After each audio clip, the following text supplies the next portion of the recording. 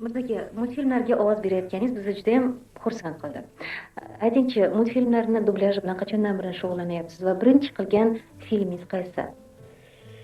Multfilmlarga ovoz berayotganimga hali ko'p bo'lgani yo'q. Shu 3-4 yil bo'lib qolgan bo'lsa kerak. Birinchi multfilmga ovoz berganim bu To'tiqush Roma va Botsman degan multfilm edi. Birinchi multfilmga ovoz bergan. Mirzaka, mana ko'pchilik bolalar sizni Daydi To'tiqushning qaytishi multfilm orqali tanishadi, ya'ni ovoz berish hammaga yoqqan, men shaxsan o'zimga juda ham yoqqan. Aytingchi, biz bilamizki, ruschada bu filmga hammamiz uchun tanish bo'lgan sevimli iste'dodli artist Gennadiy Xazanov ovoz bergan. Sizga mana shu iste'dodli artist darajasida ovoz berish oson bo'lmasa kerak. Oson bo'lgani yo'q, lekin men Gennadiy Xazanovni juda ham yaxshi ko'raman. U bizning kasbimizdagi san'atkor bo'lgani uchun emas, o'zi umuman iste'dodli, zo'r aktyor ham zo'r inson. Men uni juda ham yaxshi ko'raman. Keyin bu menga bir omaddek bo'ldi. Shu multfilmni men dublyaj qilishim, men ovoz berishim. Lekin juda qiynaldik. To'g'ri, bir kunda yozdik, lekin juda ham qiyinchilik bilan. Chunki Xazanov darajasida xuddi Xazanovga o'xshab ovoz berish uchun men ancha mehnat qilishga to'g'ri keldi. Lekin harakat qildik. Ruslar masalan Xazanov ovoz bergan shu multfilmni qanday yaxshi tanishsa, biz o'zbek bolalari ham bu multfilmda ovoz berganimni juda ham yaxshi bilib qolishgan. Keyin hamma ko'pincha yo Vasiliy deb chaqiradi yoki Kesha deb chaqiradi. Yaqin kunlardan biri haligi kinolarda o'ynaganimizga Ko'zlarim yo'lingda degan kinoda o'ynadik. Shu Ko'zlarim yo'lingda degan o'ynagan kinoyimizda multfilmda ovoz bergan rolimizni ham birga qo'shib turib, kecha bir xotin bozorda, mana yangi yil oldida bozor qilasiz. Voy, ko'zlarim yo'lingda, Kesha qayoqda yuribsan deydi. Yoki bo'lmasa Alvasta deb chaqirishadi yoki bo'lmasa Vasiliy deb chaqirishadi.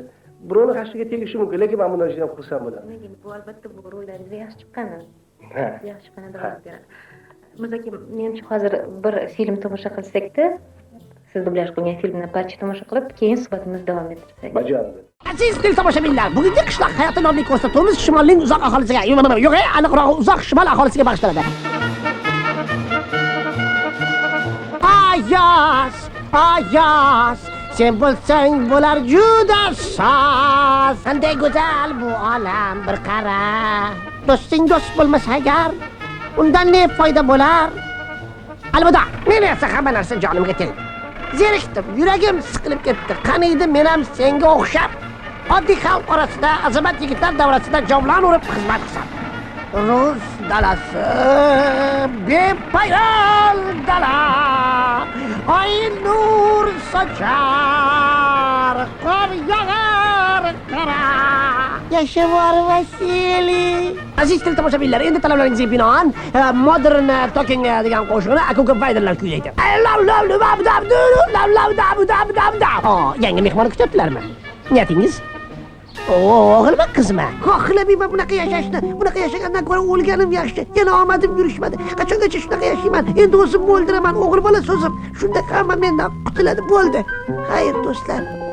Bunaqa yomg'irdan keyin seni sigiring rosa bolalaydi.